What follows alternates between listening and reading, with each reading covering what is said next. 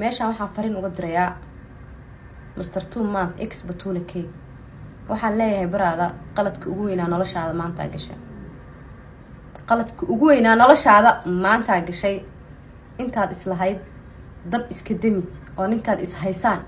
iska sii jeedi baa dab kale ku istaagtay walaa nin baa is haysaan ma iska celisid oo adiga gabdhaha Soomaali afka la soo galaayay waxa lagu dhahay gabdhaha Soomaali iska ma ka celin karaan macna baraada aniga nin xataa ii doodo uma baahniyaan ku dhahay ana iska ka celinaa laba eray oo Instagram-ka ku soo qoray ba laba iyo 10 qof kala duwan isoo dirta xalay ma ayaga la dhahaa maariish maxay iga rabtaa ma abaheed ba u gaday aniga hadaa maariish la dhigin wala farx yaal oo mis wala yaal dhaha oo furtun balbalaarka hooyo Soomaaliyeed yaal dhaha waa adiga u wada gafay anaka macna aqliga aan shaqeynaa ma lagu dhahay kaaga dad shaqeyn oo xashi ka dharagtay markay heesaa sameynaysid tan way shaqeynaysaa ya bishan kaliya laba albaab khaldan garaacday iska warqab baa ku dhihi lahaa meeshaan lagu ma talagelin break qaad